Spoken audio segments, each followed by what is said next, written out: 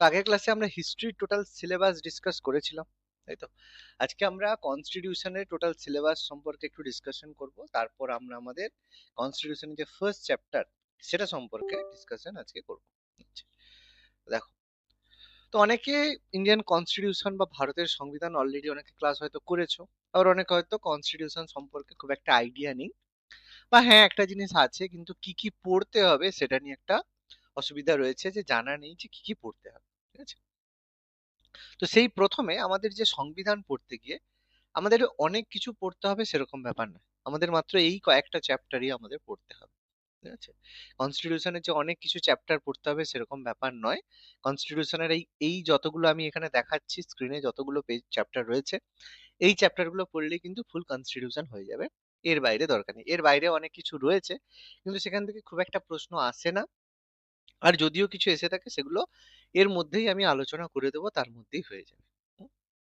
দেখো, প্রথমে কনস্টিটিউশন পড়তে গেলে ফার্স্ট চ্যাপ্টার যেটা প্রথমে পড়তে হবে সেটা হচ্ছে কনস্টিটিউশন বা সংবিধান রচনার ইতিহাস এবং তার সাথে সাথে গণপরিষদ। যে আমাদের যে সংবিধান রয়েছে, আমাদের ভারতের সাথে সাথে বিভিন্ন দেশেরও সংবিধান রয়েছে, সেই সংবিধান তৈরি করার জন্য কিভাবে আমাদের ভারতের যে মানে ইতিহাস, যে হিস্ট্রি থেকে কিভাবে আমরা সংবিধানটা তৈরি করেছি।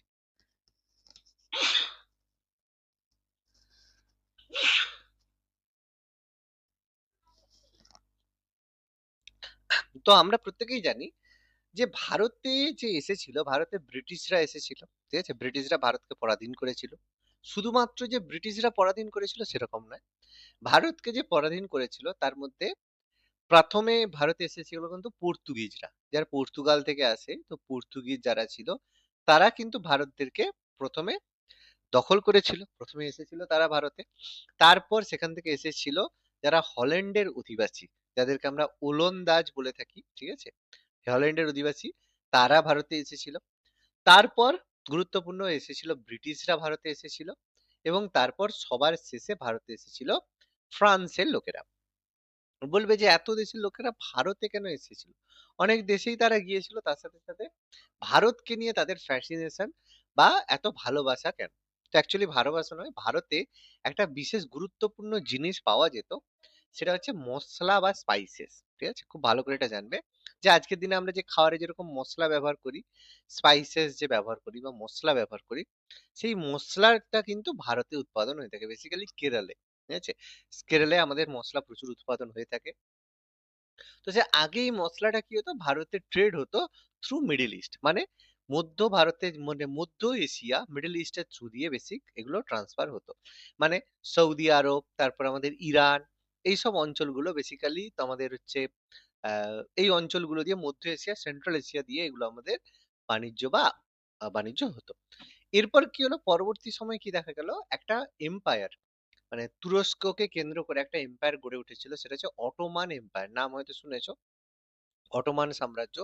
তো সেই অটোমান সাম্রাজ্য গঠন হওয়ার ফলে কি হলো, যে মিডল ইস্টের থ্রু দিয়ে আর বাণিজ্য করা গেল না, যে এখান দিয়ে আর বাণিজ্য বা স্পাইসেস হবে না। সেই কারণে মশলা, এবার সেখানকার লোকেরা তো বলছে না, এতদিন খেয়ে অভ্যস্ত, তো মশলা তারা ডিমান্ড করছে, তো মশলা তো দিতে হবে।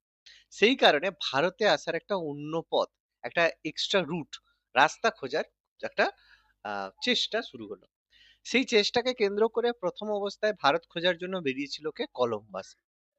কিন্তু কলম্বাস বেরিয়ে 1492 1492 প্রথমবার সে আবিষ্কার করে আমেরিকা। কিন্তু অ্যাকচুয়ালি সে কিন্তু, যে আমরা বলি যে আমেরিকা কে আবিষ্কার করেছিল, কলম্বাস, কিন্তু অ্যাকচুয়ালি কলম্বাস কিন্তু আমেরিকা আবিষ্কার করেনি। কলম্বাস যেখানে পৌঁছেছিল সেটা হচ্ছে আজকের দিনের ক্যারিবিয়ান দ্বীপপুঞ্জ। ক্যারিবিয়ান দ্বীপপুঞ্জ মানে কোনটা, আমরা যেটাকে ওয়েস্ট ইন্ডিজ বলছি। ঠিক আছে, ওয়েস্ট ইন্ডিজ যেগুলো আমাদের রয়েছে, ওয়েস্ট ইন্ডিজ কিন্তু একটা কোনো দেশ নয়, একটা দ্বীপপুঞ্জ, অনেকগুলো দ্বীপ নিয়ে গঠিত, যার মধ্যে জামাইকা থেকে শুরু করে এরকম প্রচুর দেশ রয়েছে, তারা মিলে কিন্তু রয়েছে।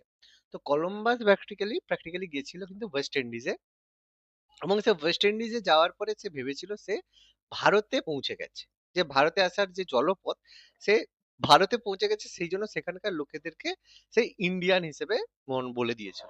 তো সেই জন্য পরবর্তীকালে ওয়েস্ট ইন্ডিজের লোককে ওয়েস্ট ইন্ডিজ বলা হয়, বা তাদেরকে আমরা বলি রেড ইন্ডিয়ানস আমরা বলে থাকি। তো এই জন্য ব্যাপারটা তাদেরকে বলা হয়, কারণ কলম্বাস এটা সম্পর্কে ভেবেছিল যে তিনি ভদ্রলোক ভারতে এসেছেন। তো তার পথে না গিয়ে একটা সম্পূর্ণ ডিফারেন্ট রুট দিয়ে 1498 খ্রিস্টাব্দে 1498 ভাস্কো ডা গামা, আমরা নাম শুনেছি ভাস্কো ডা গামা, পর্তুগিজ নাবিক। তিনি কি করেন, ভারতে আসার জলপথ আবিষ্কার করেন। সেই জলপথটাকে কি বলা হয়? সেই জলপথটাকে বলা হয় কেপ অফ গুড হোপ। মানে একটা রাস্তা, সেই যে রাস্তাটাকে বলা হতো কেপ অফ গুড হোপ। তো সেই রাস্তাকে কেন্দ্র করে তিনি ভারতে আসার জলপথ আবিষ্কার করেন। তাকে ফলো করে 1600 খ্রিস্টাব্দে যারা ব্রিটেনের লোক, মানে ইংল্যান্ডের যারা লোক, তারা ভারতে আসতে শুরু করে, ভারতে চলে আসে। তারপর 1664 1664 ফ্রান্সের লোকেরা ভারতে আসা শুরু করে। তো এইভাবে এরা প্রত্যেকে, ইউরোপের লোকেরা ভারতে আসে, এবং আসার পরে কি করে, ভারতের যে, এরা প্রত্যেকে এসেছিল কিসের জন্য? ব্যবসা করার জন্য, বিজনেস করার জন্য তারা আসে। ঠিক আছে, কিন্তু আসার পরে তারা বুঝলো যে ভারতের মধ্যে এই মানে স্টেবিলিটি কোনো নেই। কোনো রাজা এরকম নেই যে তাদেরকে ডিফেন্ড করতে পারে, তাদেরকে না বলতে পারে। সেটা না থাকার জন্য কি করলো? তারা ধীরে ধীরে ব্যবসা থেকে আস্তে আস্তে সাম্রাজ্য বস্তায়ন করা শুরু করলো। সাম্রাজ্য, যেটাকে আমরা কলোনি বা উপনিবেশ বানানো শুরু করলো, কলোনিজম বা উপনিবেশ তারা বানানো শুরু করলো। তো এইভাবে কি হয়, ভারতে আস্তে আস্তে উপনিবেশ গঠন করে। তো তারপরে যে, ভারতকে উপনিবেশ কিন্তু ব্রিটেন করেনি, ভারতকে উপনিবেশ করেছিল ইস্ট ইন্ডিয়া কোম্পানি। ভাবো আজকের দিনে একটা কোম্পানি, সেই কোম্পানি একটা দেশকে কলোনাইজ করে নাও, আদানি গেল গিয়ে ধরো পাকিস্তানকে কলোনাইজ করলো, বাংলাদেশকে কলোনাইজ করলো। ব্যাপারটা সেরকম, একটা কোম্পানি, কোনো দেশ নয়। হুম। তো ইস্ট ইন্ডিয়া কোম্পানি কলোনাইজ করে, এবং পরবর্তীকালে ইস্ট ইন্ডিয়া কোম্পানির কাছ থেকে 1858, আমরা প্রত্যেকটা জিনিস আলোচনা করব, 1858 ইস্ট ইন্ডিয়া কোম্পানির কাছ থেকে ক্ষমতাটা আমাদের ব্রিটিশ সরকার, ব্রিটিশ পার্লামেন্ট বা ব্রিটিশ গভর্নমেন্ট, তারা সেখান থেকে ক্ষমতাটা অ্যাকোয়ার করে নেয়। এবং তারপরে আমাদের ভারতে ইস্ট ইন্ডিয়া কোম্পানি এবং ব্রিটিশ সরকার, ব্রিটিশ গভর্নমেন্ট, এরা বিভিন্ন ধরনের আইন প্রণয়ন করেছিল, বিভিন্ন ধরনের ল বানিয়েছিল তাদের সুবিধার জন্য। সেই ল গুলো ব্যবহার করে, বা সেই আইনগুলোকে পরিবর্তন করে, সেই আইনগুলোকে মডিফাই করে ধীরে ধীরে আমাদের সংবিধান ফাইনালি তৈরি হয়। তাহলে আমাদের কনস্টিটিউশন তৈরি করার ব্যাকগ্রাউন্ডটা বুঝতে পারলে যে কিভাবে কনস্টিটিউশনটা তৈরি হলো।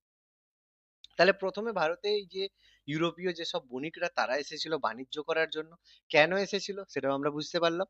আসার পরে কি করে, তারা আস্তে আস্তে ভারতকে কলোনাইজ বানায়, এবং তারা বিভিন্ন আইন প্রণয়ন করেছিল। সেই আইনগুলো ধীরে ধীরে পরিবর্তিত হয়ে আমাদের সংবিধানে পরিণত হয়। তাহলে তার মানে কি সেই আইনগুলোই আমাদের সংবিধান? না, তারা কি করে, ভারতে এসে বিভিন্ন আইন প্রণয়ন করেছিল। এবার তারা যখন স্বাধীনতা দেয় 1947, 1947 সালে, যখন তারা আমাদেরকে স্বাধীনতা প্রোভাইড করে, যে ঠিক আছে এতদিন আমরা কলোনাইজ করেছি, তো 1947, 1947 সালে তোমাদেরকে স্বাধীনতা দেওয়া হয়। তো স্বাধীনতা দেওয়ার পূর্বে 1946, 1946 সালে তারা তৈরি করে একটা সংগঠন বা একটা অর্গানাইজেশন, সেটাকে বলা হয় গণপরিষদ, কনস্টিটিউয়েন্ট অ্যাসেম্বলি বা গণপরিষদ, সেটাও আমরা আজকে আলোচনা করব। তো সেই গণপরিষদ কি করেছিল? গণপরিষদের যে সদস্যরা ছিল, তারা ভারতীয় সবাই ছিল, ভারতের যে বিভিন্ন প্রিন্সলি স্টেটস বা ব্রিটিশ শাসিত প্রদেশ ছিল, তার সদস্যরা মিলে তৈরি করেছিল আমাদের কনস্টিটিউশন বা আমাদের সংবিধান। তার মানে আমাদের সংবিধান কিভাবে তৈরি হলো, তার টোটাল ব্যাকগ্রাউন্ডটা আমি ডিসকাস করলাম। যে কিভাবে, যে ভারতে ইউরোপীয় বণিকরা এসেছিল, তারা বাণিজ্য করার উদ্দেশ্যে ভারতে আসে, ভারতে আসার পরে তারা ভারতকে উপনিবেশ গঠন করে, ভারতকে কলোনাইজ করে বা উপনিবেশ তৈরি করে। সেই উপনিবেশ থাকা অবস্থায় তারা কি করে, ভারতের বিভিন্ন ধরনের আইন প্রণয়ন করে, ল তৈরি করে। সেই আইনগুলোই পরবর্তীকালে ভারতের সংবিধানে পরিণত হয়। শুধু সেই আইনগুলোই নয়, সেই আইনগুলো থেকে প্রেরিত হয়ে বা এবং বিভিন্ন দেশের কনস্টিটিউশন থেকে প্রেরিত হয়ে 1946 সালে গঠিত গণপরিষদ ভারতের সংবিধান রচনা করে, যার জন্য সময় লেগেছিল 2 বছর 11 মাস এবং 18 দিন। এই দিনে ভারতের জন্য তারা সংবিধান তৈরি করেছিল। তো আমাদের এই ফার্স্ট চ্যাপ্টার এটাই আজকে পড়া হবে, যে কিভাবে ভারতের সংবিধান রচনা হয়েছিল, তার ইতিহাস, এবং সেখান থেকে যে গণপরিষদ বা কনস্টিটিউয়েন্ট অ্যাসেম্বলি গঠিত হলো, তারা কিভাবে ভারতের সংবিধান তৈরি করলো। এটাই আমাদের ফার্স্ট চ্যাপ্টার হবে এবং গুরুত্বপূর্ণ ব্যাপার। পরবর্তী chapter very very very important, যেই ক্লাসগুলো আমি তোমাদের প্রত্যেককেই বলবো যে কোনো ক্লাস হয়তো মিস হয়ে যেতে পারে, স্যার এলাম না বা কোনো কিছু, কিন্তু রেকর্ডিং যদিও থাকবে, অসুবিধে নেই, সমস্যা কিছু হবে না। কিন্তু তবু একটা কথা বলবো, যে সেকেন্ড যে চ্যাপ্টারটা থাকবে, মানে ভারতের সংবিধানের বৈশিষ্ট্য এবং প্রস্তাবনা, এই চ্যাপ্টারটাকেও মিস করো না। অন্য কোনো চ্যাপ্টার মিস করতে পারো, অসুবিধা নেই, রেকর্ডিং দেখলে হবে। এই চ্যাপ্টারটা মিস একদম করো না, কারণ এই চ্যাপ্টারে যেসব জিনিস আলোচনা হবে, সেগুলো পুরো কনস্টিটিউশনের যে বিভিন্ন টার্ম, গুরুত্বপূর্ণ যে বিভিন্ন টার্ম গুলো রয়েছে সেগুলো সম্পর্কে আলোচনা হবে। মানে এই যে ধর্মনিরপেক্ষ, সাধারণতন্ত্র, প্রজাতন্ত্র, ঠিক আছে? গণতন্ত্র কি? সার্বভৌম কি? একক নাগরিকত্ব ব্যাপারটা কি? প্রচুর এরকম জিনিস রয়েছে। যুক্তরাষ্ট্রীয় ব্যবস্থা কি? ভারতকে ইউনিয়ন অফ স্টেট কেন বলা রয়েছে? প্রচুর জিনিসপত্র এখানে বৈশিষ্ট্যের মধ্যে আলোচনা হবে। এবং এইগুলো যদি মাথার মধ্যে খুব একটা ভালোভাবে না ঢোকে, পরের চ্যাপ্টার যখন পড়তে যাবে তখন কিন্তু অনেক সমস্যার সম্মুখীন হতে হবে। তো সেখানে আমরা এই জিনিসগুলো নিয়ে আলোচনা করব। পরের চ্যাপ্টার একদম সিম্পলি আমরা ঢুকে যাব ভারতের রাজ্য গঠন। এই যে চ্যাপ্টারটা, এটা কনস্টিটিউশনেরও চ্যাপ্টার, আবার এক কথায় জিওগ্রাফির একটা চ্যাপ্টার। তো সেখানে আমরা আলোচনা করব ভারতের যে রাজ্যগুলো গঠিত হয়েছিল, সেই রাজ্যগুলো গঠনের পেছনে কি কি হিস্ট্রি রয়েছে। হিস্ট্রি বলতে কি, ইতিহাসগুলো আমরা একটু একটু করে জানবো, কিন্তু এখানে মেনলি পড়া হবে যে কোন রাজ্য কোন বছরে গঠন হয়েছে। বলবে হ্যাঁ স্যার জানি তো, সব রাজ্য 1947 সালে হয়ে গেছে। নিশ্চয়ই না। যে ভারতে 1947 সালে যখন গঠিত হয় তখন যতগুলো রাজ্য ছিল, আজকে কিন্তু ততগুলো রাজ্য নেই, অনেক বেড়েছে রাজ্য। যতগুলো কেন্দ্রশাসিত অঞ্চল ছিল এখন কিন্তু তার থেকে অনেক বেশি কেন্দ্রশাসিত অঞ্চল হয়েছে। এবং সেই হওয়ার পেছনে কবে হয়েছে, তারপরে যে ছোট্ট একটা হিস্ট্রি, যাতে পুরো ঘটনাটা আমরা বুঝতে পারি যে কেন হলো, কি ব্যাপার, একটা ছোট্ট একটা ব্যাকগ্রাউন্ড আমি সবে আলোচনা করব। মানে এই যে রাজ্য গঠন চ্যাপ্টারটা হবে, এটা এক কথায় এটা হচ্ছে হিস্ট্রি ক্লাসও হবে, এক কথায় এটা জিওগ্রাফি ক্লাসও হবে, এক কথায় এটা পলিটি ক্লাসও হবে। মানে এই চ্যাপ্টারটা একদম যাকে বলে প্রপার ব্লেন্ডিং তিনটা জিএস এর, যার মধ্যে হিস্ট্রিও চলবে, জিওগ্রাফিও চলবে, পলিটি চলবে, সব মিশিয়ে চলবে। এবং মানে মারাত্মক ইম্পর্টেন্ট একটা চ্যাপ্টার, যেটা থেকে প্রচুর প্রশ্ন এসে থাকে, ঠিক আছে? সেটা আমাদের সংবিধানের ফার্স্ট পার্টে আমরা পড়বো। সেকেন্ড পার্টে আমরা পড়বো ভারতের নাগরিকত্ব সম্পর্কে। তো এই যে চ্যাপ্টারটা নাগরিকত্ব আর তার সাথে সাথে মৌলিক অধিকার, পুরোটা নয়, মৌলিক অধিকারের অর্ধেক একটা ক্লাসে হবে। কারণ নাগরিকত্ব চ্যাপ্টারটা খুব বড় একটা ব্যাপার নয়, আমরা খুব কম টাইমে এন্ড করব, কারণ খুব বেশি সময় দেওয়া যাবে না। তো সেই জন্য নাগরিকত্ব চ্যাপ্টারটা খুব বড় ব্যাপার নয়। আমরা আলোচনা করব ভারতের যে নাগরিক বা সিটিজেন হতে গেলে তোমার কি কি অধিকার রয়েছে, নাগরিক হিসাবে তোমার কি কি কে তোমাকে নাগরিকত্ব প্রোভাইড করবে, তুমি কি করলে তোমার নাগরিকত্ব চলে যাবে, সেই সংক্রান্ত আলোচনা। বিশাল বড় কিছু নয়, কিন্তু মোটামুটি জানলেই হবে, সেটা আমি আলোচনা এখানে করব পার্ট 2 তে। তারপরে আমাদের কনস্টিটিউশনের সব থেকে মোস্ট ইম্পর্টেন্ট চ্যাপ্টার, যেটা থেকে সব থেকে বেশি প্রশ্ন এসে থাকে, সেটা হচ্ছে মৌলিক অধিকার বা ফান্ডামেন্টাল রাইটস। যে তুমি ভারতে যে বসবাস করছো খুব ভালো কথা। তো ভারতে বসবাস করার ফলে তোমার মানে অ্যাজ এ ইন্ডিয়ান বা ভারতীয় হিসাবে তোমার কিছু অধিকার রয়েছে। তোমার কিছু অধিকার রয়েছে, ফান্ডামেন্টাল রাইটস রয়েছে। যেমন তুমি যদি কোনো জায়গায় থাকো, তোমার কিছু অধিকার থাকে। অ্যাজ এ সিটিজেন তুমি বলতে পারো যে আমি যেহেতু ভারতের নাগরিক, তো আমার এই সব অধিকারগুলো রয়েছে।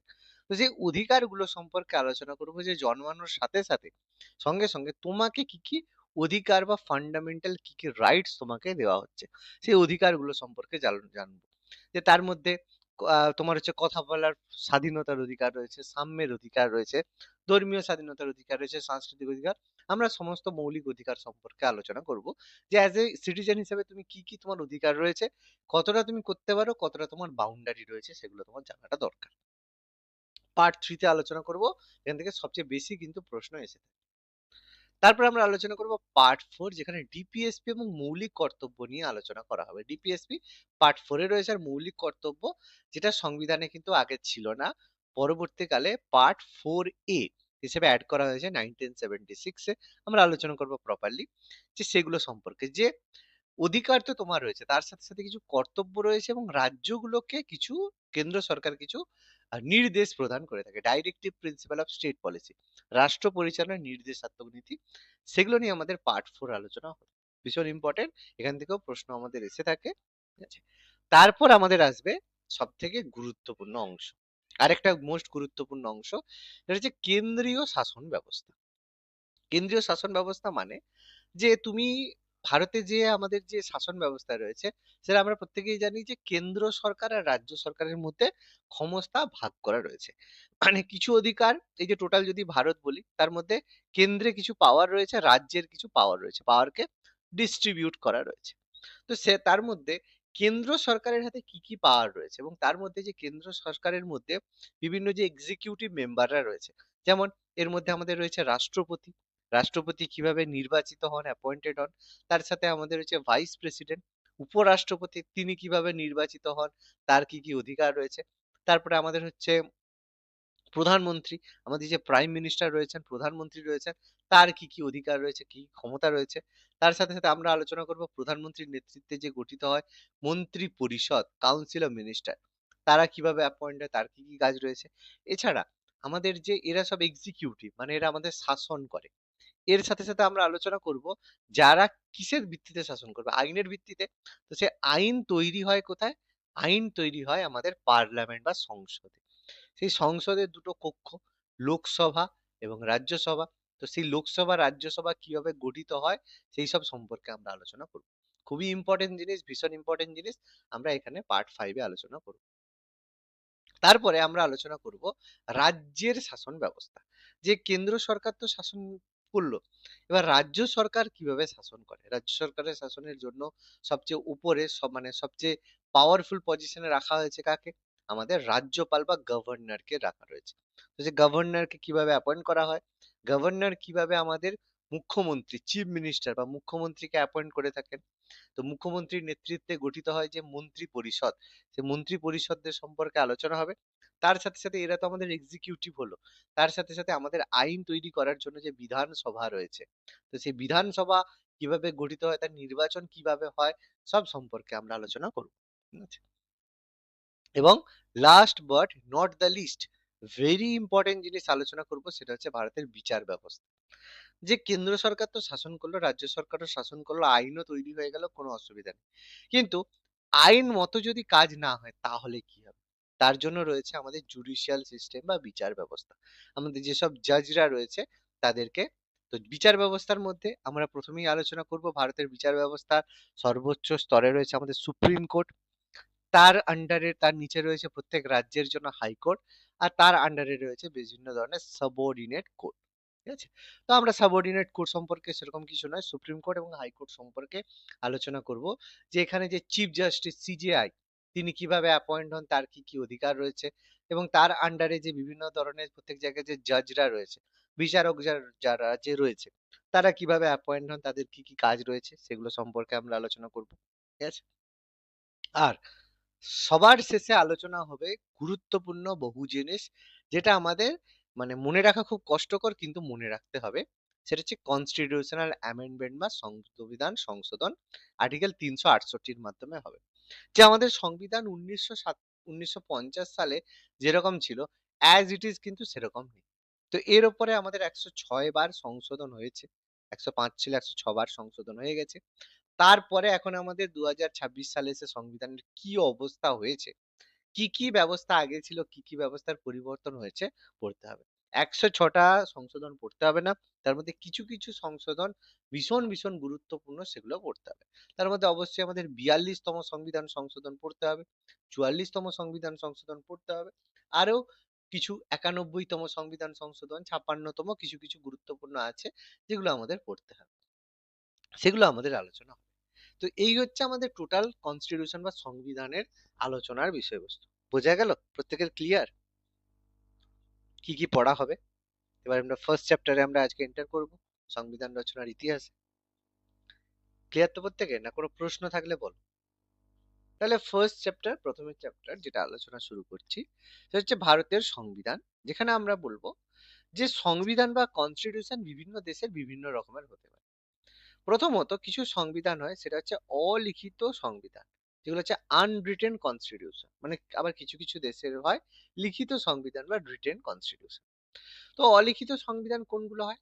যখন কোনো দেশের সংবিধান সেই দেশের প্রচলিত রীতিনীতি, প্রচলিত প্রথা, রীতিনীতি এবং আইনসভা কর্তৃক প্রণীত আইন, বিচারকের রায় ইত্যাদির ভিত্তিতে গড়ে ওঠে। মানে সেই দেশে কোনো ধরনের কনস্টিটিউশন লিখিত অবস্থায় নেই, যে এটাই ব্যাপার, এটা হলে এটা হবে, সেরকম কোনো ব্যাপার স্যাপার নেই।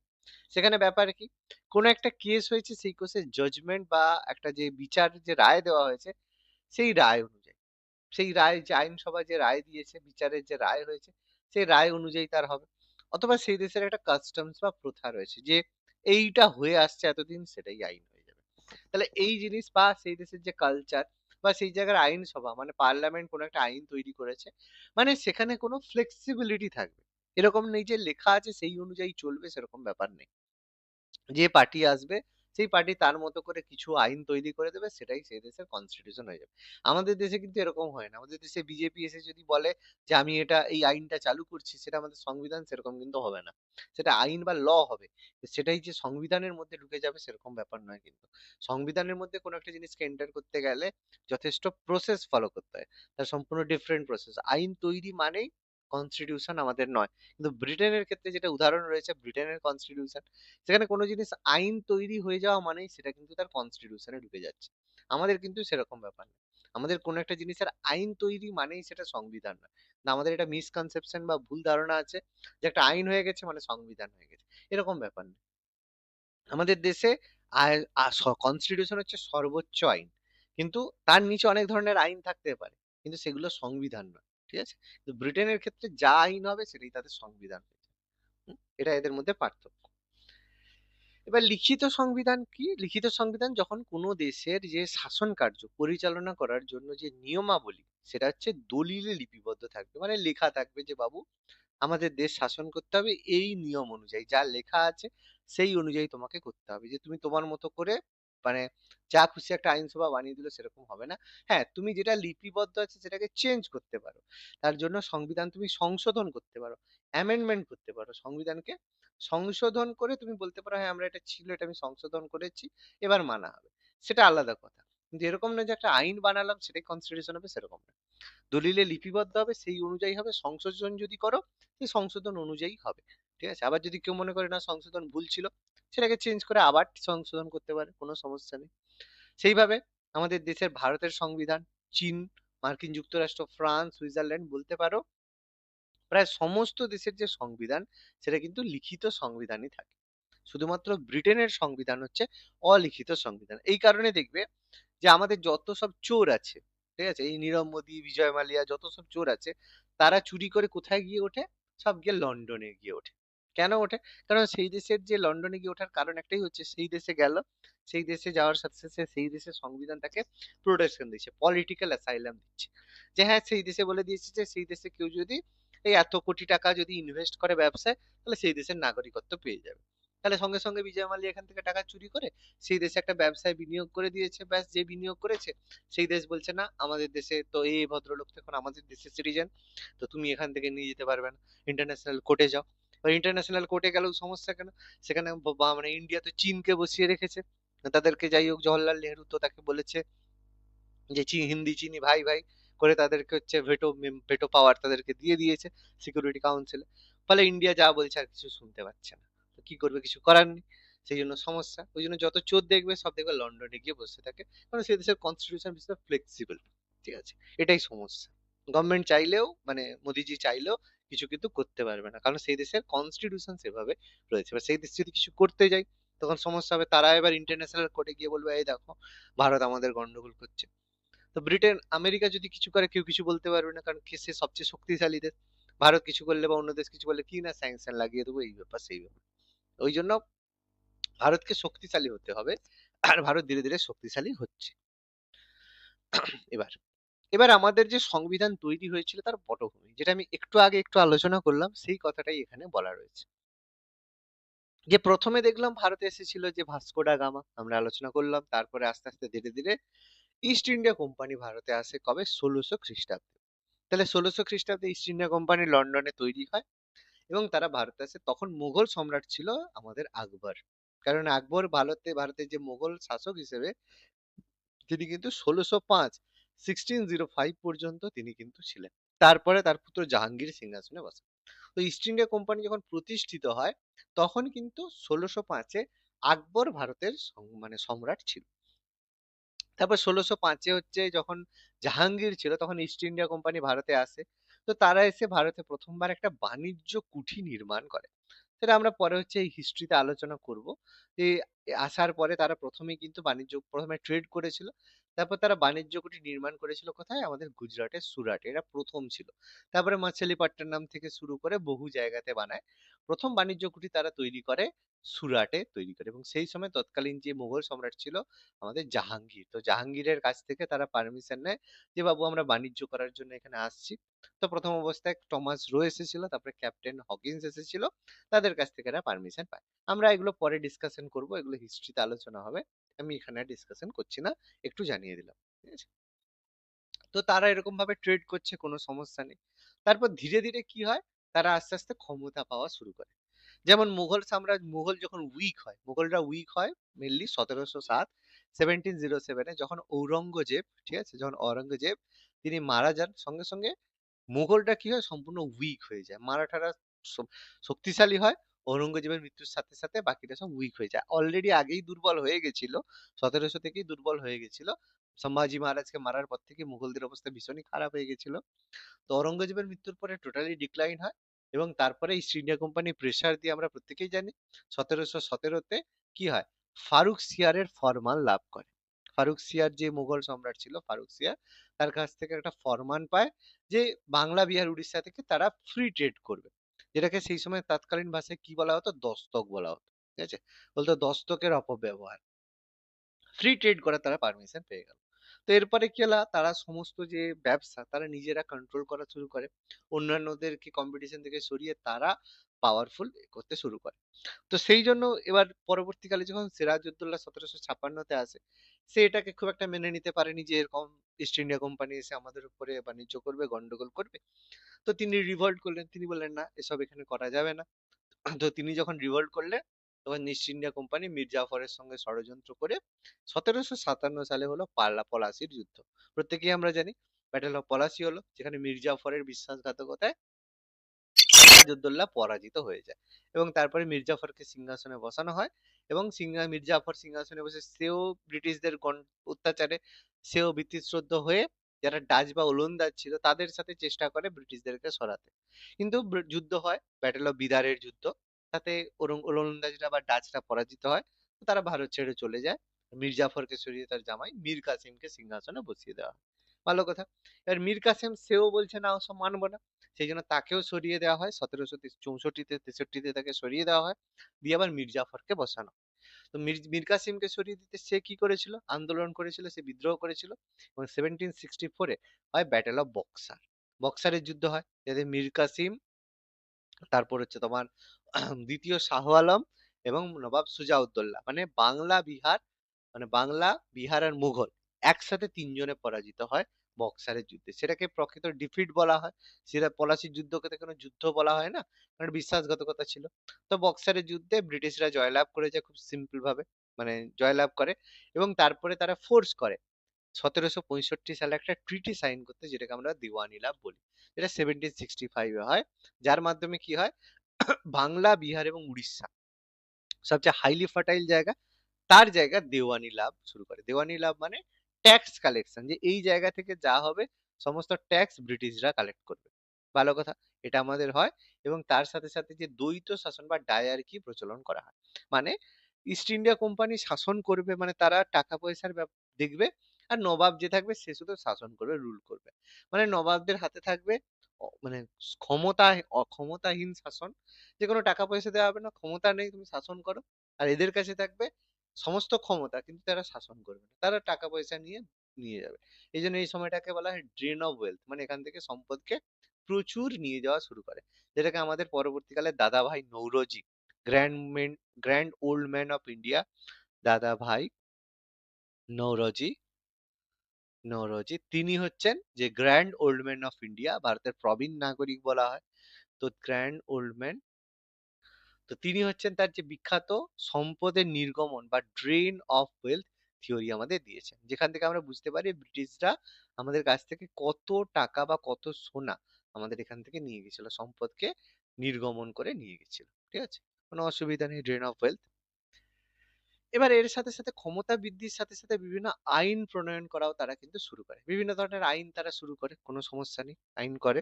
এবং তার মধ্যে প্রথম আইন ছিল রেগুলেটিং অ্যাক্ট 1773। প্রত্যেকে হয়তো পড়েছে রেগুলেটিং অ্যাক্ট, যেটা লর্ড আমাদের ওয়ারেন হেস্টিংস এর সময়, সেই সময় হয়েছিল, যে তিনি এসে দেওয়ানিলা বন্ধ করে কোম্পানির শাসন, রেগুলেটিং অ্যাক্ট চালু করে। তো রেগুলেটিং অ্যাক্টের মাধ্যমে ইস্ট ইন্ডিয়া কোম্পানিকে ফ্রি ট্রেডের পারমিশন দেওয়া হয়। তারপরে তাদের ক্ষমতাকে নিয়ন্ত্রণ করার জন্য তারপরে দেওয়া হয় পিটের ভারত শাসন আইন, পিটস ইন্ডিয়া অ্যাক্ট। পিটের ভারত শাসন আইন চালু করা হয়, এটা ছিল প্রথম ভারত শাসন আইন, পিটস ইন্ডিয়া অ্যাক্ট। তারপরে আরো ইস্ট ইন্ডিয়া কোম্পানিকে আরো বেশি সুবিধা দেওয়ার জন্য নিয়ে আসা হয় চার্টার অ্যাক্ট 1793 প্রথম। 20 বছর পরে চার্টার অ্যাক্ট 1813, আবার 20 বছর পরে চার্টার অ্যাক্ট 1833, এবং তারপরে চার্টার অ্যাক্ট 1853 ফাইনালি হয়। তো এই চার্টার অ্যাক্টের ফলে ইস্ট ইন্ডিয়া কোম্পানি আরো বেশি সুবিধা পায়। আমরা আলোচনা করবো এই অ্যাক্ট গুলো সম্পর্কে।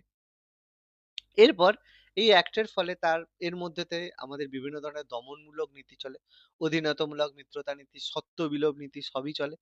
তো সত্ত্ব বিলোপ নীতির প্রচুর অত্যাচারের কারণে, যেটা লর্ড ডালহৌসির ছিল, সেই জন্য 1757 সালে হয় মহাবিদ্রোহ। আমরা দ্য গ্রেট ইন্ডিয়ান রিভোল্ট, ভারতের স্বাধীনতার যুদ্ধ, যেটা মহাবিদ্রোহ হয় 1757। তো সেই মহাবিদ্রোহের ফলে ইস্ট ইন্ডিয়া কোম্পানি বুঝতে পারে যে এরকম বিদ্রোহ যদি আবার হয় তো আমাদের অবস্থা খারাপ আছে, যে কোনো সময় বের করে দিতে পারে। সেই কারণে ইস্ট ইন্ডিয়া কোম্পানির কাছ থেকে ক্ষমতা সরিয়ে 1757 সালে যুদ্ধটা হয়। তো 1858 সালে যখন এন্ড হয়, তখন কি করে কোম্পানির যে শাসন, সেটার অবসান ঘটিয়ে দেয়। যে বললো না, কোম্পানিকে বললো যে তোমাদের আর শাসন করতে হবে না, তোমরা অনেক করেছো, এবার একটু সাইড হও, কোম্পানির শাসন এবার থেকে আর হবে না, এবার সরাসরি আমাদের রানীর মাধ্যমে শাসন হবে। রানী এসে, মহারানী এসে ভিক্টোরিয়ার আন্ডারে শাসন হবে। ওই জন্য মহাবিদ্রোহের পরে কোম্পানি শাসনের অবসান ঘটে এবং ক্রাউন রুল, এখান থেকে শুরু হয় ক্রাউন রুল, মানে ব্রিটিশ শাসন। এরপর যা হবে, রানী, মহারানী ভিক্টোরিয়ার আন্ডারে আমাদের শুরু হয়। সেগুলো আমাদের চলবে, আমরা এগুলো আলোচনা করব আজকে, যতটা সম্ভব আজকে আলোচনা করব। তো ক্রাউন রুল হওয়ার পরেই যে আমাদের সংবিধান হয়ে গেছিল সেরকম না। তো তারপর কিভাবে ক্রাউন আসার পরে ভারতের সংসদের জন্য আমাদের বিভিন্ন পরিষদ আইন, কাউন্সিল অ্যাক্ট, বিভিন্ন পরিষদ আইন করা হয়। তার সাথে সাথে বিভিন্ন ভারত শাসন আইন হয়, গভর্নমেন্ট অফ ইন্ডিয়া অ্যাক্ট হয়, ভারত শাসন আইন হয়, তার মধ্যে 1935 আছে। তারপরে আমাদের সাইমন কমিশন, ঠিক আছে, তারপরে কি বলে সাইমন কমিশন, তারপরে ক্রিপস পরিকল্পনা, ক্রিপস মিশন, এগুলো হয়।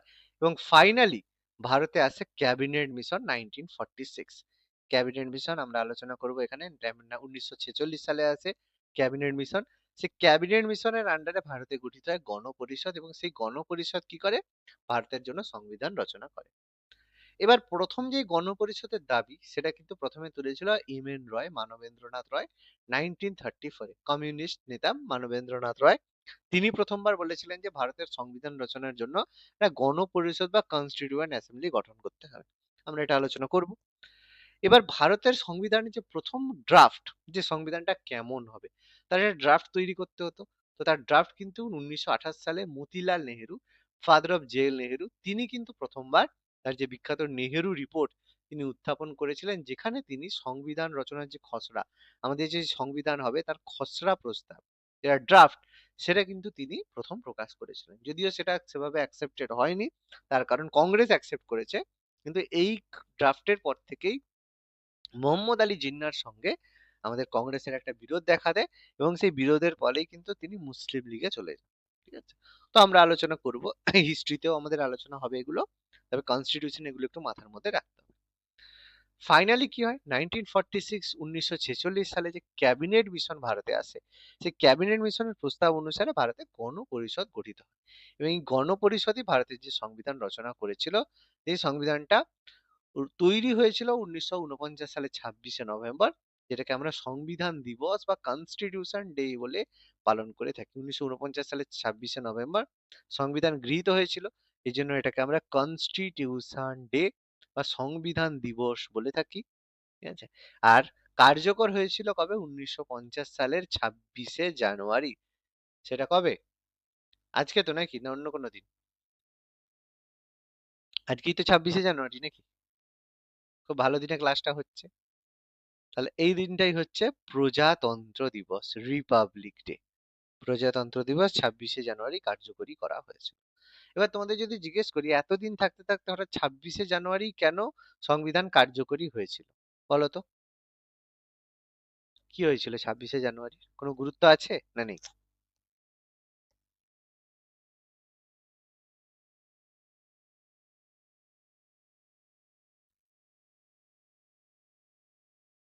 হ্যাঁ স্যার, গুরুত্ব তো আছে। কি গুরুত্ব আছে একটু বলো।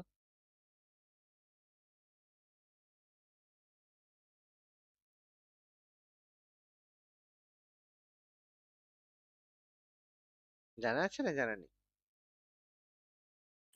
আসলে মনে আসছে না, পড়েছিলাম বইতে একবার। তো 1950 সালে 26শে জানুয়ারি যখন সংবিধান কার্যকরী হয়, তো তার জন্য 26শে জানুয়ারি দিনটাকেই বেছে নেওয়া হয়েছিল, তার কারণ প্রথমবার 1930 1930 1930 সালে 26শে জানুয়ারি প্রথমবার ভারতের স্বাধীনতা দিবস পালন করা হয়েছিল রাবি নদীর তীরে, পাঞ্জাবে। ফ্ল্যাগ হোস্ট করা হয়েছিল, জাতীয় পতাকা উত্তোলন করা হয়েছিল। এবং বলা হয় যে এরপর থেকে 1930 সাল থেকে 1947 পর্যন্ত প্রতি বছর 26 জানুয়ারিকে আমরা ইন্ডিপেন্ডেন্স ডে হিসেবে পালন করে এসেছি, স্বাধীনতা দিবস হিসেবে পালন করে এসেছি। যে হ্যাঁ, কারণ আমরা পূর্ণ স্বরাজের নীতি নিয়েছিলাম 1929-এ, 1929-এ 26 নভেম্বর আমরা 26 নভেম্বর না, 1919 ডিসেম্বর সেশনে আমরা রেজলিউশন নিয়েছিলাম যে 1930-এর 26শে জানুয়ারি প্রথমবার আমরা স্বাধীনতা দিবস পালন করি, এবং 47 পর্যন্ত আমরা স্বাধীনতা দিবস এটাকেই পালন করে এসেছি। সেই কারণেই এই দিনটাকে স্মরণীয় করার জন্য আমরা 26শে জানুয়ারিকে প্রজাতন্ত্র দিবস পালন করে আসছি। আর আমাদের যে স্বাধীনতা দিবস ওটা 15ই আগস্ট কেন? অন্যান্য দিন অন্যান্য দিনও তো স্বাধীনতা দিতে পারতো, তো ওইটা 15ই আগস্টই কেন স্বাধীনতা দেওয়া হয়েছে এতদিন থাকতে থাকতে? তার কারণ 15ই আগস্ট যেটাকে আমরা পালন করে থাকি সেটা আমাদের স্বাধীনতা দিবস, এটা ভুল কথা। সেটা হচ্ছে ব্রিটিশদের জয় দিবস, বিজয় দিবস ছিল। আমরা যে স্বাধীনতা দিবস পালন করি, আমরা না জেনে ব্রিটিশদের যে মানে জয়, সেটাকে আমরা সেলিব্রেট করছি। বলবে স্যার এটা আবার কেমন কথা, আমরা তো স্বাধীনতা পেয়েছি। ব্যাপারটা হচ্ছে ব্রিটিশরা মানে সেকেন্ড ওয়ার্ল্ড ওয়ার হয়েছিল, সেখানে ব্রিটিশ ইউকে যেটা রয়েছে, ব্রিটেন যেটা রয়েছে, ফ্রান্স, ইউকে, ফ্রান্স এবং তার সাথে সাথে আমেরিকা, এরা মিলিতভাবে লড়েছিল কার বিরুদ্ধে? জার্মানি, জাপান আর ইটালি, এদের একসাথে লড়াই হয়েছিল। তো সেকেন্ড ওয়ার্ল্ড ওয়ার যখন চলছিল সেখানে প্রথমেই তো জার্মানি, হিটলার এখানে পরাজিত হলো, ইটালি থেকে মুসোলিনি পরাজিত হলো, কিন্তু জাপান কোনো মতে স্যারেন্ডার করতে চাইছে না। জাপান কোনো মতে বলছে না, আমি কোনো মতে স্যারেন্ডার করব না। তো সেখানে সব লোকেরা বলছে আমরা মরে যাব, ঠিক আছে সব মানুষ, কিন্তু আমরা স্যারেন্ডার করব না। জাপান কোনো মতে স্যারেন্ডার করতে চাইছে না। ভালো কথা। সেই জন্য কি করেছিল আমেরিকা? পরমাণু বোম বা অ্যাটম বোম বানিয়েছিল, বানিয়ে হিরোশিমা আর নাগাসাকিতে, হিরোশিমাতে পাঠিয়েছিল 6th অগস্ট, আর নাগাসাকিতে পাঠিয়েছিল 9th অগস্ট। 2 দিন জাপানের দুটো শহরে তারা অ্যাটম বোম ফেলেছিল, 6th অগস্ট আর 9th অগস্ট। তো অ্যাটম বোম ফেলানোর পরে জাপান বুঝে গেল যে আমাদের এর পরেও আর কিছু করার নেই। জাপান কিন্তু তারপরে সারেন্ডার করতো না, পুরো জাপান ধ্বংস করলো। কিন্তু বেসিক্যালি তারপরে যখন রাশিয়া, ইউএসএসআর, যে সে জানতো যে রাশিয়া হেল্প করবে, রাশিয়া কিন্তু যখন দেখলো যে রাশিয়া, ইউএসএসআর অলরেডি তাদের এগেনস্টে চলে গেছে, অ্যাটাক করার পরিকল্পনা ইউএসএসআর করছে, ইউএসএসআর অলরেডি জাপানকে অ্যাটাক করে দিয়েছে, ইনভেড করে দিয়েছে, তখন ফাইনালি তারা স্বীকার করে যে না, আমরা এবার হেরে গেছি। তো এবার তারা কবে সারেন্ডার করেছিল? তারা সারেন্ডার করেছিল 1945-এর 15th অগস্ট। 15ই আগস্ট তারা কিন্তু মানে সারেন্ডার করেছিল। যে এই সারেন্ডার করতে তারা কিন্তু কোনো মতে চায়নি। প্রত্যেক মানুষ একসাথে বলবে যে আমরা মরে যাবো, কিন্তু তবু সারেন্ডার করবো না।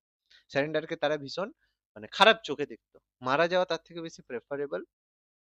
সারেন্ডার কেউ কিন্তু করবে না, এইভাবেই তাদের পুরো ব্লাডের মধ্যে ছিল। সারেন্ডার মানে ভীষণ ধরনের তারা মনে করতো অপমান। ঠিক আছে, তো এর পিছনে অনেক কিছু ব্যাপার আছে, আলোচনা বেশি করবো না। তো সেই কারণে তারা যেদিন জার্মান সারেন্ডার করেছিল জাপান, সেইটাকে স্মরণীয় করার জন্য তারা আমাদেরকে এই দিনে স্বাধীনতা দিয়েছে 1947 সালে। তো কংগ্রাচুলেশন, আমরা অ্যাকচুয়ালি তাদের ভিক্টরিটাকে সেলিব্রেট করি 15ই আগস্ট। কিন্তু আমাদের অ্যাকচুয়াল স্বাধীনতা দিবস 26শে জানুয়ারিটাকেই পালন করা উচিত, কারণ এটাই আমরা এতদিন করে আসছি। ঠিক আছে? তো যাই হোক, কিছু করার নেই। এই যে গণপরিষদ তৈরি হয়েছিল, মানে আমাদের ক্যাবিনেট মিশন তৈরি হয়েছিল, তারা যে গণপরিষদ বানিয়েছিল, সেই গণপরিষদের সবচেয়ে গুরুত্বপূর্ণ কমিটি ছিল খসড়া কমিটি বা ড্রাফটিং কমিটি। তো সেই 1947 সালে ড্রাফটিং কমিটি তৈরি করা হয়, যার সভাপতি ছিলেন ডক্টর 'বি.আর. আম্বেদকর স্যার। তো ডক্টর 'বি.আর. আম্বেদকর স্যার এর সভাপতি ছিলেন। এই ড্রাফটিং কমিটি কি করেছিল? ভারতের সংবিধান বা খসড়া তৈরি করেছিল, যার সময় লেগেছিল 2 বছর 11 মাস 18 দিন। এই দীর্ঘ সময় তারা কি করেছিল? ভারতের জন্য সংবিধান তৈরি করেছিল, এবং ফাইনালি ভারতের সংবিধান 1949 সালে 26শে নভেম্বরে এসে কমপ্লিট হয় এবং এই দিন সবাই এটাকে গ্রহণ করে যে হ্যাঁ আমাদের সংবিধান রেডি, এবং কার্যকর হয় 26শে জানুয়ারি। এর আগে 24 জানুয়ারি সবাই কি করেছিল, স্বাক্ষর করেছিল, সাইন করেছিল যে হ্যাঁ এটা সবাই ঠিক আছে, হয়ে গেছে। এই দিন সবার দ্বারা গৃহীত হয়, স্বাক্ষর হয়। এই দিন সবাই সাইন করে। আর তারপর এটা লাস্ট সেশন হয়েছিল, যার মাধ্যমে 1950 সালে 26শে জানুয়ারি সংবিধানকে কার্যকরী করে দেওয়া হয়, একদম সিম্পল ভাবে, কোনো সমস্যা নেই। হচ্ছে আমাদের ব্যাপার। এবার আমাদের এখানে পড়তে হবে কোম্পানি রুলের মধ্যে কি কি হয়েছিল। খুব ছোট্ট করে জিনিসগুলো আছে। প্রথমত কোম্পানি রুল 1773 থেকে 1857। কেন? কারণ 1773 সালে রেগুলেটিং অ্যাক্টের মাধ্যমে যে কোম্পানির মালিকানা, কোম্পানি তারা এতদিন ধরে তো এমনিই করছিল, এবার আইনের মাধ্যমে তারা স্বীকৃতি পেল রেগুলেটিং অ্যাক্টের মাধ্যমে। এবার 1857 সালে যখন মহাবিদ্রোহ হলো, তখন তাদের রুল এন্ড করে দেওয়া হলো এবং 1858-এ তাদের কাছ থেকে রানীর হাতে নিয়ে যাওয়া হলো। এই জন্য কোম্পানি রুল, কোম্পানির শাসন 1773 থেকে 1857। তো রেগুলেটিং অ্যাক্টে কি হয়েছিল? রেগুলেটিং অ্যাক্ট বেসিক্যালি আইনে কি বলা হয়েছিল? বলা হয়েছে যে এই আইন কোম্পানিকে ভারতে তার আঞ্চলিক মালিকানা রাখার অনুমতি দেয়। মানে ব্যাপারটা হচ্ছে, কোনো একটা কোম্পানি গিয়ে তো কোনো একটা দেশকে হঠাৎ করে দখল করে বসে যেতে পারে না। এটা অন্যান্য দেশ তো, মানে তখন যেই দেশের, তারপরে ধরো আজকে আদানি গিয়ে তোমার হচ্ছে আহ পাকিস্তানকে দখল করে নিল, তাহলে তো সেটা তো সমস্যার ব্যাপার। তাহলে সেই যে সে ব্যাপারটা কি হবে, সেটা তো কোনো লিগ্যাল ব্যাপার নয় যে আদানি, সেটা একটা ইন্ডিয়ান কোম্পানি, তাহলে ইন্ডিয়ার নাম খারাপ হবে। বা ইন্ডিয়ার সাথে ক্লেম যে কোনো সময় করতে পারে, ইন্ডিয়া বলতেই পারে, যে পরে অবশ্যই এরকমই করবে, যে ইন্ডিয়া বলবে যে তুমি ভারতের কোম্পানি, তো তোমার যে জায়গা হবে সেটা বাবু আমার হবে। তুমি বিদেশে গিয়ে এরকম করতে পারো না, তুমি ভারতের মধ্যে জায়গা তুমি কিনে অসুবিধা নেই, কিন্তু বাইরে গিয়ে তুমি এরকম দখল করলে তো সমস্যা আছে। তো সেই জন্য ইস্ট ইন্ডিয়া কোম্পানিকে এই কোম্পানি রেগুলেটিং অ্যাক্টের মাধ্যমে বলা হয় যে তুমি ভারতে গিয়ে যেসব জায়গা তুমি দখল করেছো সেগুলো তোমার থাকবে, কোনো অসুবিধা নেই। ঠিক আছে, এটা অনুমতি দেয়। এর আগে কিন্তু কোনো অনুমতি ছিল না, তারা গিয়ে এরকম ঝামেলা করছে, লড়াই করছে, কোনো চাপ নেই, ই করছে। কিন্তু রেগুলেটিং অ্যাক্টের মাধ্যমে তাদেরকে গভর্নমেন্ট, মানে সরকার, সেখানে যে ক্রাউন রয়েছে, তাদেরকে এটা পারমিশন দিয়েছিল যে তোমরা তোমাদের জায়গা রাখতে পারো যেটা তোমরা দখল করছো। কিন্তু রাখা মানে এই নয় যে তোমরা যা খুশি করবে। সেটাকে রেগুলেট করার জন্য বা কন্ট্রোল করার জন্য, কোম্পানির কার্যকলাপকে নিয়ন্ত্রণ করার জন্য বললো যে তোমরা এই করতে পারো। তোমাদের যে রেগুলেটিং, মানে তোমাদের যে আহ কোম্পানি রয়েছে, তার একটা বোর্ডের মধ্যে আমাদের সদস্য থাকবে, ক্রাউনের যেসব মেম্বার তারা থাকবে, তারা বলবে তোমাদের পলিসি কেমন হবে, সেগুলো তারা মনিটর করবে।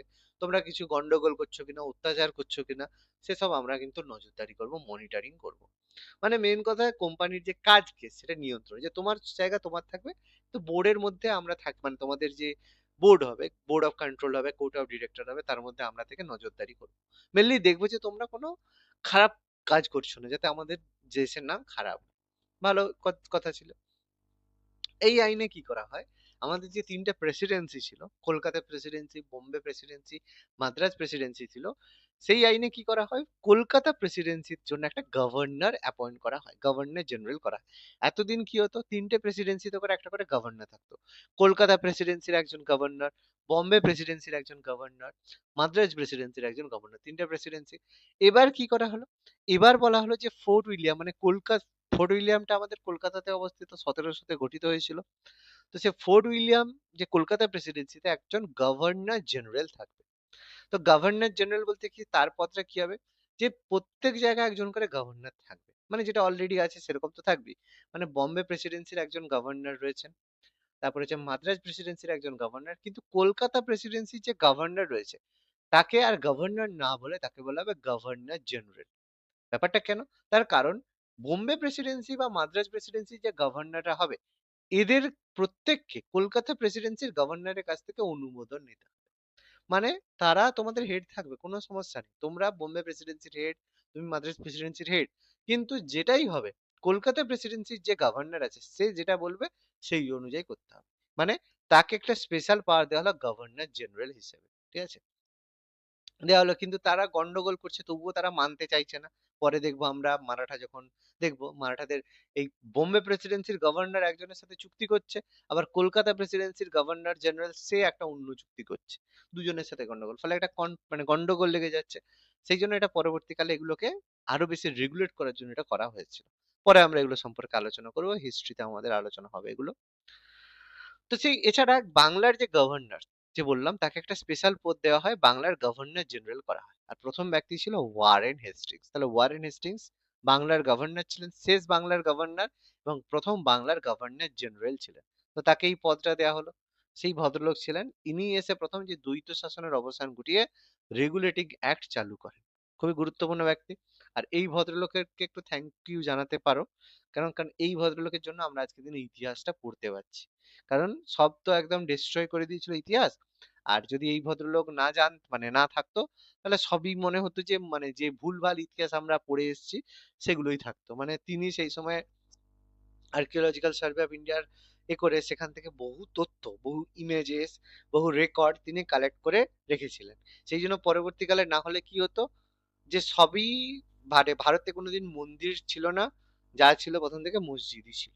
ব্যাপারটা হচ্ছে এরকম। ওয়ারেন হেস্টিংস এর সময় যেসব বিভিন্ন যে রাম মন্দিরের যে ব্যাপারটা, তারপরে আরো যে বিভিন্ন মানে মন্দির, যেগুলো মসজিদ গুলো মানে মন্দিরে ভেঙে যে মসজিদ হয়েছে, তার যে শব্দ ভাঙা হয়নি, বিভিন্ন মানে মন্দিরের হচ্ছে সব ভাঙা হয়েছে, কিছু পিলার রয়ে গেছে যেটা মসজিদের মধ্যে থাকার কোনো গুরুত্বই নেই, তার মানে ভেঙে তৈরি করা হয়েছিল।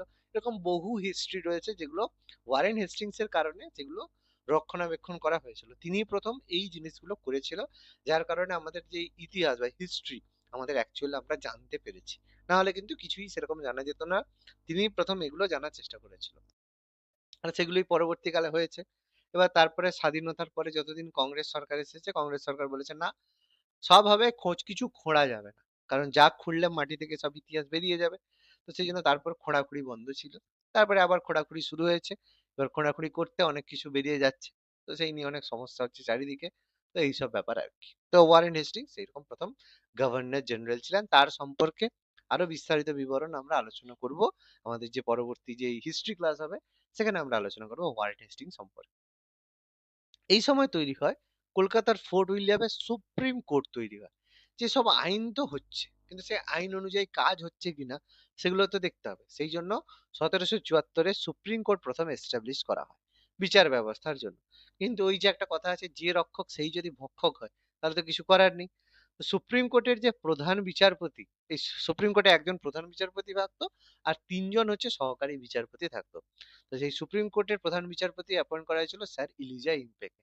আর শাসন কে করছে? Warren Hastings. তাহলে দেখো, যে শাসন করছে আর যে বিচার করছে, তারা দুজন যদি বন্ধু হয়, তাহলে কি হবে? প্রচুর ঘুষ খাওয়া হবে, প্রচুর করাপশন হবে। এটাও সেই সময় হয়েছিল। তো স্যার ইলিজা ইম্পে আর ওয়ারেন হেস্টিংস এরা ছিলেন ভীষণ ভালো বন্ধু। ঠিক আছে? অ্যাকচুয়ালি বন্ধু নয়, অনেক কিছু ব্যাপার রয়েছে। তো আমি এখানে আর বেশি আলোচনা এখানে ডিসকাস করব না। তো মোটামুটি ফেভার এই সময় করেছিল, এই জন্য ওয়ারেন হেস্টিংস সবচেয়ে বেশি করাপ্টেড। প্রচুর ঘুষ খেয়েছিল, ঠিক আছে, প্রচুর ঘুষ খেয়েছিল। কিন্তু তার কোনো প্রমাণ ছিল না, কারণ সব প্রমাণ এলিজা ইম্পে করে দিয়েছে, মানে তাকে বলে লুকিয়ে দিয়েছে। ঠিক আছে? তো সেই কারণে পরবর্তীকালে ওয়ারেন হেস্টিংস একমাত্র গভর্নর জেনারেল কোম্পানির যাকে ইমপিচ করা হয়েছিল, ইমপিচমেন্ট করা হয়েছিল, পদচ্যুত করা হয়েছিল, যে হ্যাঁ আপনি এরকম চুরি করছেন, তার জন্য ইমপিচমেন্ট করা হবে।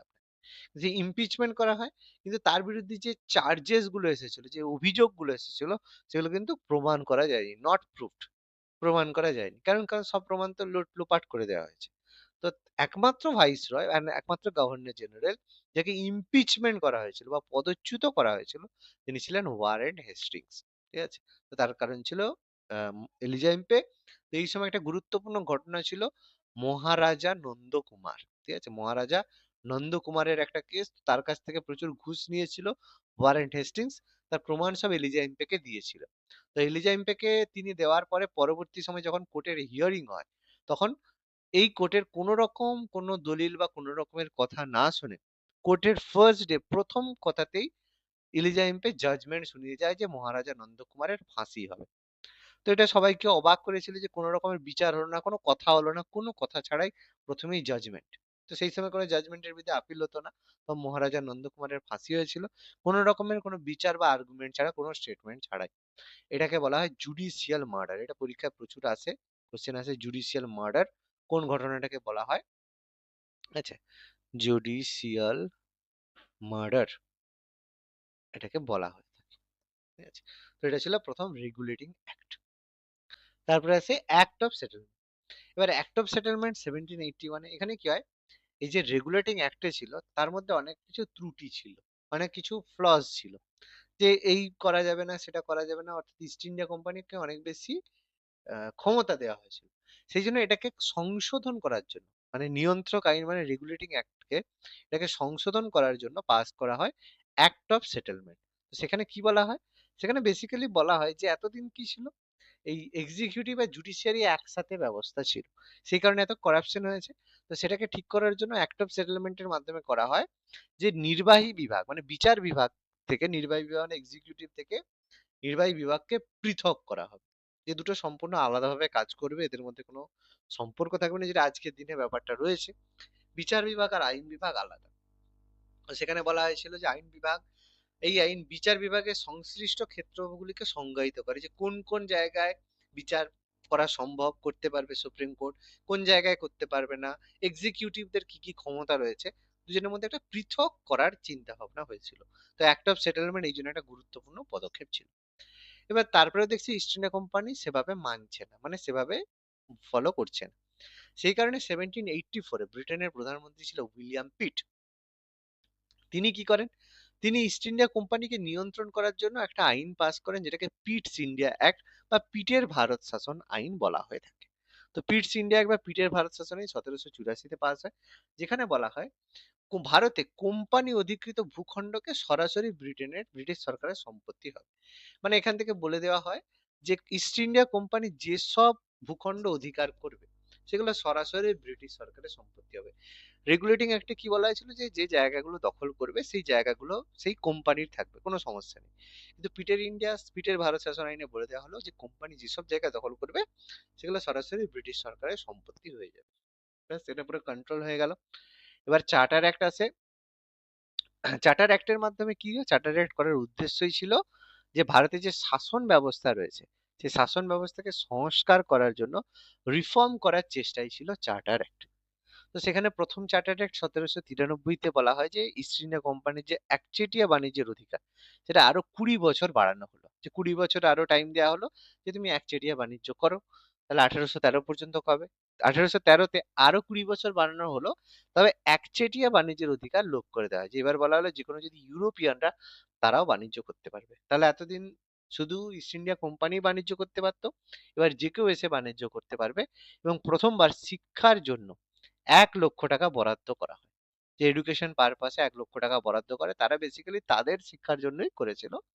এবং খ্রিস্টান মিশনারিদের ধর্ম প্রচারের অনুমতি দেয়, যে যারা ভারতে এসে খ্রিস্টান ধর্ম প্রচার করতে পারবে। সুন্দর কথা, কোনো সমস্যা নেই। 1833-এর চার্টার অ্যাক্টে বাংলার যে গভর্নর জেনারেল যে ছিল, ওয়ারেন হেস্টিংস প্রথমে ছিল। তো এখানে তাকে একটা নতুন পদ দেওয়া হলো, ভারতের গভর্নর জেনারেল করে দেওয়া হলো। যে এবার থেকে সে শুধু বাংলার নয়, পুরো ভারতেরই গভর্নর জেনারেল হবে। সেই ব্যক্তি হলো লর্ড উইলিয়াম বেন্টিক। এবং এর আগে এগুলোকে রেগুলেশন বলা হতো, এবার থেকে এগুলোকে অ্যাক্ট বলা হয়। আর এই সময় ভারতের আইন কমিশন, যে এই যে আজকের দিনের যে আমাদের এতদিন পর্যন্ত যে আইন ছিল আইপিসি, ইন্ডিয়ান পিনাল কোড, সেই আইনকে কোডিফিকেশন এই সময় করা হয়েছিল। এই যে আইনের কোডিফিকেশন করা হয়, প্রথম চেয়ারম্যান ছিল লর্ড মেকলে, যিনি তার ফেমাস মেকলে মিনিটের জন্য গুরুত্বপূর্ণ ছিল। লাস্ট অফ অল, যেটা চার্টার অ্যাক্ট 1853, লর্ড ডালহৌসি ছিল, তার সুপারিশ ক্রমে 1853 সালে এই চার্টার একটা প্রণয়ন করা হয়, চার্টার আইনটা করা হয়, যেখানে কোনো টাইম পিরিয়ড ছিল না। যেখানে বলা হয়েছিল যে অনির্দিষ্ট কালের জন্য কোম্পানির যাতে বাণিজ্য থাকে, কিন্তু অনির্দিষ্টকাল যেতে হলো না, 4 বছরের মধ্যেই মহাবিদ্রোহ হলো এবং সমস্ত ব্যবস্থা ভেঙে পড়লো। ওকে, তো যাই হোক, আর তো কেউ ক্লাসে নেই, তুমি একা শুধু আছো। এতটাই পর্যন্ত আজকে থাক, বাকি আমরা ক্রাউন রুল থেকে পরের দিন শুরু করব। আর ক্রাউন রুল আর গণপরিষদ আলোচনা করলে আমাদের এটা কমপ্লিট হয়ে যাবে। ওকে।